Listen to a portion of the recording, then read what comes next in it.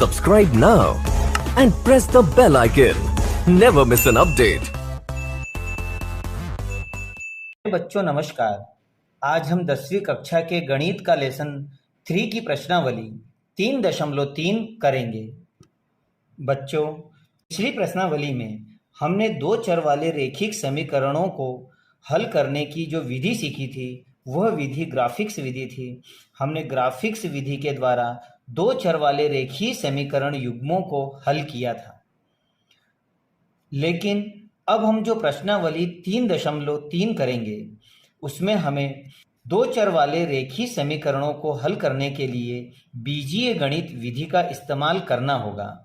हमने ग्राफीय विधि को अच्छी तरह सीखा है, अब हम बीजीय गणित विधि को सीखेंगे और बीजीय गणित विधि के अंतर्गत हमारे पास में 3 विधियां हैं। पहली विधि प्रतिस्थापन विधि, दूसरी विलोपन विधि और तीसरी वज्र गुणन विधि। इस प्रश्नावली में हम प्रतिस्थापन विधि को सीखेंगे। पिछली प्रश्नावली में हमने ग्राफ के द्वारा x और y के मान बड़ी आसानी से हमने निकाले थे। हमने देखा था कि दो लाइनों को जिस P बिंदु पर यह प्रतिच्छेद करता है उन बिंदुओं से हमने x और y के मान निकाले थे। तो यह हमने ग्राफीय विधि से सीखा था, लेकिन हमें सबसे बड़ी तकलीफ तब होती है ग्राफीय विधि को हल करने में जब x के मान हमारे पास में 2/17 या 1/53 और इस तरह से भिन्नों में कोई संख्या आ जाए या √2 या √5 में कोई मान आ जाता है तो हमें ग्राफिक्स विधि करने में बड़ी समस्या होती है और इसके मान निकालने में हमें जटिलता आती है। तो इसका शुद्ध मान निकालने के लिए हम बीजीय गणित विधि का इस्तेमाल करते हैं। और अब हम जो प्रश्नावली करेंगे 3.3 उसमें हम प्रतिस्थापन विधि सीखेंगे। अब प्रतिस्थापन विधि क्या है? तो प्रतिस्थापन विधि जब हम प्रश्नावली 3.3 करेंगे तो वहीं पे मैं आपको बहुत डिटेल में इसे समझा दूंगा। हम करते करते विधि भी सीख जाएंगे। तो अब हम करते हैं प्रश्नावली 3.3 के सवाल। ये बच्चों, अब हम करते हैं प्रश्नावली 3.3 का प्रश्न नंबर 1। तो प्रश्न नंबर 1 इन्होंने कहा है कि निम्न रेखीय समीकरण युग्मों को प्रतिस्थापन विधि से हल कीजिए। तो अब हमें ध्यान देना है कि हमें कौन सी मेथड से करना है, हमें प्रतिस्थापन विधि से करना है। तो सवाल कराते समय मैं आपको प्रतिस्थापन के बारे में बता दूंगा। तो आइए हम क्वेश्चन नंबर 1 करते हैं। तो पहला सवाल इन्होंने मुझे दिया है कि x + y = 14 और x - y = 4। तो हम समझ लेते हैं ये समीकरण 1 है और ये समीकरण नंबर 2 है। तो प्रतिस्थापन क्या है? प्रतिस्थापन का मतलब है कि किसी वस्तु को या किसी मान को उठाकर दूसरी इक्वेशनों में रखना, यही कहलाता है प्रतिस्थापन। उदाहरण के लिए जैसे मेरे पास में एक पेन है और अगर इस पेन को मैं यहाँ रख देता हूँ और इसे उठाकर मैं इसकी जगह पर दूसरा पेन रख देता हूँ तो यही कहलाता है प्रतिस्थापन। यहाँ पर इक्वेशन में भी मैं फर्स्ट इक्वेशन से थर्ड इक्वेशन बनाऊंगा और उस थर्ड इक्वेशन का मान मैं सेकंड इक्वेशन में रखूंगा, या सेकंड इक्वेशन से थर्ड इक्वेशन बनाऊंगा और थर्ड इक्वेशन का मान हम फर्स्ट इक्वेशन में रखेंगे। हमें ध्यान यह रखना है कि मैंने इक्वेशन थर्ड किससे बनाई, फर्स्ट से या सेकंड से। जो हमें इजी रहेगी हम वो इक्वेशन लेकर थर्ड इक्वेशन बनाकर अगली इक्वेशन में मान रखेंगे। तो आइए हम सबसे पहले लेते हैं यहाँ पहली समीकरण। तो समीकरण 1 आपके पास क्या है? x + y = 14। अब आप यहाँ क्या करोगे, या तो x का या y का किसी का भी आप मान निकाल लोगे। तो मैं यहाँ निकाल लेता हूँ x का मान, तो y का मैं पक्षांतरण कर देता हूँ। तो x बराबर हो जाएगा 14 - y। यह बन गई आपकी इक्वेशन नंबर 3। इक्वेशन नंबर 3 बनाना बहुत आसान है। इन दोनों में से किसी एक इक्वेशन को आपको लेना है और x या y किसी का भी आपको मान निकालना। अगर x का निकालना है तो y का पक्षांतरण कर दो और y का निकालना है तो x का पक्षांतरण कर दो। अब यह बनी हमारी समीकरण नंबर 3। अब हम समीकरण 3 का मान समीकरण 2 में रखेंगे।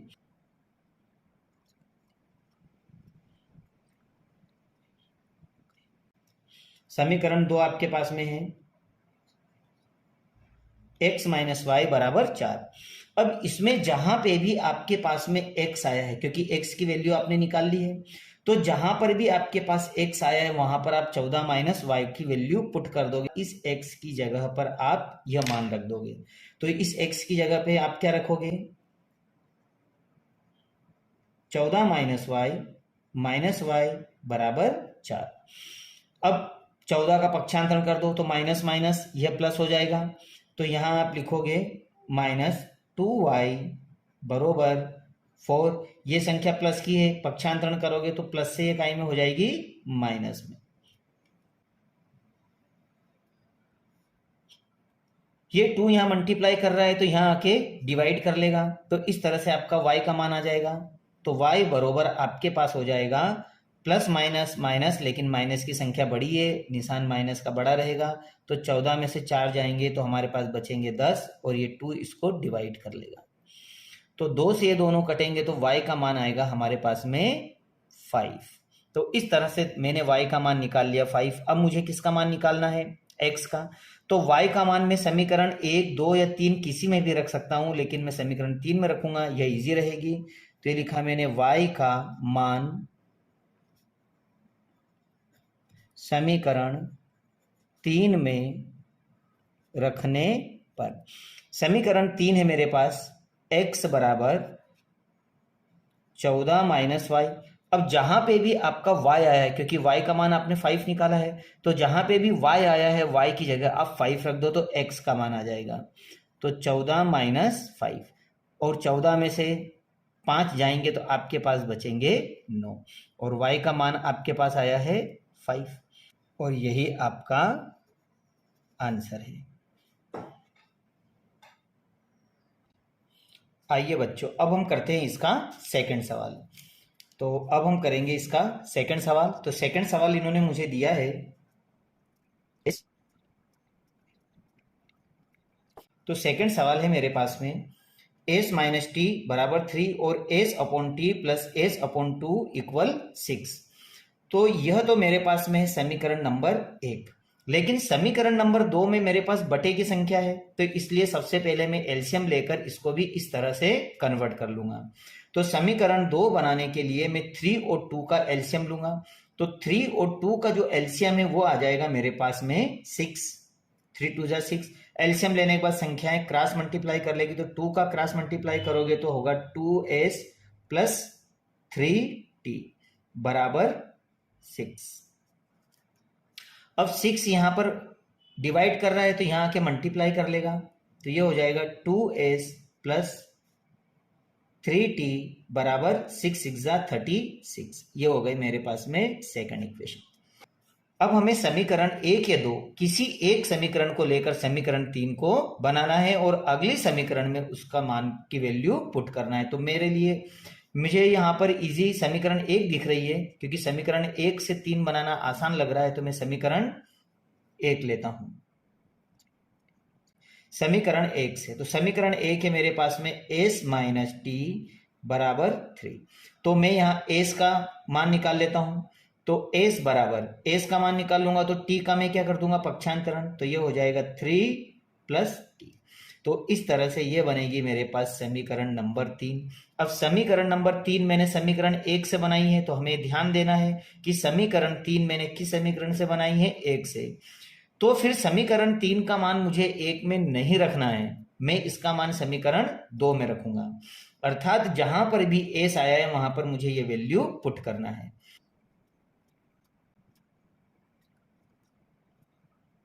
मैं समीकरण 2 में इसका मान रखता हूं, तो समीकरण 2 है मेरे पास में 2s प्लस 3t बराबर 36।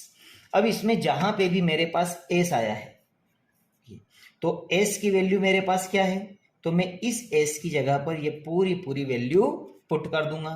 तो ये लिखा मैंने 2 और s का मान मैंने आपको बताया क्या है 3 प्लस t, ये आपने पूरी वैल्यू पुट कर दी, प्लस 3t बराबर 36। अब यहां से ब्रैकेट सॉल्व कर ले, तो 3 2 जा 6 प्लस 2t प्लस 3t बराबर 36। अब ये दोनों आपस में प्लस हो जाएगी और ये सेम संख्याएं हैं तो इनका पक्षांतरण हो जाएगा। तो अब 6 का पक्षांतरण 36 में कर दीजिए, तो 3 और 2 कितने हो गए आपके पास 5t इक्वल 36 ये प्लस में है, इक्वल के इधर आएगी तो ये माइनस हो जाएगी। अब यहाँ पर 5 इसके साथ मल्टीप्लाई हो रहा है तो ये डिवाइड हो जाएगा, तो t बराबर हो जाएगा आपके पास 30/5। 36 में से 6 जाएंगे तो 30, और t का मान आपके पास आ जाएगा 5 6 को 30 अर्थात 6, तो t का मान होगा 6। अब यहाँ देखिए सवाल, अब हम t का मान हमने निकाल लिया, अब t का मान हम कहाँ रख देंगे, समीकरण 3 में, क्योंकि समीकरण 3 में रखने से हमारा सवाल इजी होता है। t का मान समीकरण 1 2 या 3 कहीं पे भी रखोगे तो आपका आंसर आ जाएगा। तो मैं t का मान रखता हूं समीकरण 3 में। समीकरण 3 क्या है हमारे पास, समीकरण 3 है हमारे पास s बराबर 3 + t। अब जहां पर भी t आया है तो t की जगह हम क्या लिख देंगे, 6, तो s बराबर 3 + 6, और 3 और 6 कितने हो गए, 9। t का मान आपके पास होगा 6 और s का मान होगा 9, और यही आपका आंसर है। तो आप इसे अच्छी तरह से कर लें। आइए बच्चों, अब हम करते हैं क्वेश्चन नंबर 1 का 3 क्वेश्चन। तो तीसरे नंबर का क्वेश्चन इन्होंने मुझे दिया हुआ है, तीसरे नंबर का क्वेश्चन इन्होंने मुझे दिया है कि 3x - y बराबर 3 और 9x - 3y = 9। अब मैं यहाँ समीकरण 1 या 2 किसी भी एक इक्वेशन को लेकर मैं अगला मान निकालूंगा। तो मैं यहाँ समीकरण 1 ले लेता हूं, तो ये लिखा मैंने समीकरण 1 से मैं समीकरण 3 बनाऊंगा। समीकरण 1 को जब मैं लेता हूं तो 3x - y बराबर 3 है। अब इसमें या तो x का या y का मैं किसी का भी मान निकाल सकता हूं। तो यहाँ पे चूंकि y का कोफिशिएंट 1 है, इसलिए मैं y का निकाल लेता हूं ताकि डिवाइड करने की मेथड से मैं बच सकूं। तो मैं y को इधर कर देता हूं और 3 को मैं इधर ले आता हूं।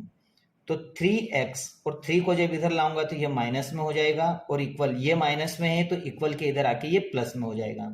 तो इस तरह से y का मान होगा आपका 3x - 3। तो यह आपने y का मान निकाल लिया, अर्थात समीकरण नंबर 3 बना ली। ये हो गया आपके पास समीकरण नंबर 3। अब आप समीकरण 3 का मान कहाँ रखोगे, समीकरण ये देखो किससे बनाए आप लोगों ने, तो समीकरण 1 से बनाई है। तो जब आपने इसको समीकरण 1 से बनाई तो इसका मान कहाँ रखोगे, समीकरण 2 में। तो आप लिखोगे अब यहां y का मान, समीकरण 2 है हमारे पास में 9x - 3y = 9। अब इसमें जहां पे भी हमारे पास y आया है उसकी जगह पर मुझे ये वैल्यू पुट कर देना है। तो मैं लिखूंगा यहां पर 9x - 3 और ब्रैकेट में 3x - 3 ब्रैकेट बंद = 9। अब इन दोनों का जब मल्टीप्लाई होगा, ब्रैकेट सोल्व होगा, तो मेरे पास आएगा 9x - 9x और माइनस माइनस प्लस 3 3 जा 9। तो यह दोनों आपस में धन ऋण के कट गए, इसलिए आपका होगा 9 = 9। तो अब आप यहां पर क्या देख रहे हो, यहां कथन y जो हमारे पास आ रहा है, y के सभी मानों के लिए यह सत्य होगा। यद्यपि इसमें y का कोई मान हल के रूप में नहीं प्राप्त होता है। यहां पर अगर देखा जाए तो हमें किसी भी तरह का कोई हल प्राप्त नहीं होता है, इसलिए हम x का कोई निश्चित मान भी नहीं निकाल पाते हैं। यह स्थिति इसलिए पैदा हो रही है कि दोनों समीकरणें तुल्य है, अर्थात बराबर है, क्योंकि जब मैं यहां से 3 कॉमन ले लेता हूं तो ये आपस में तुल्य हो जाती है, और तुल्य होने के कारण इसके मान भी इक्वल आ जाते हैं। अतः समीकरण 1 और समीकरण 2 अपरिमित रूप से इसके अनेक हल हो सकते हैं।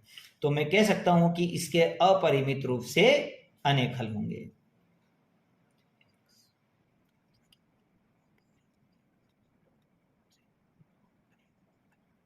यही आपका आंसर है, और यही आपका आंसर है। इसे अच्छी तरह से लिख ले, क्योंकि आपका आंसर अब यहीं खत्म हो चुका है, क्योंकि इसमें x और y के कोई मान नहीं निकलने वाले हैं। यह अपरिमित रूप से अनेक हल होगा।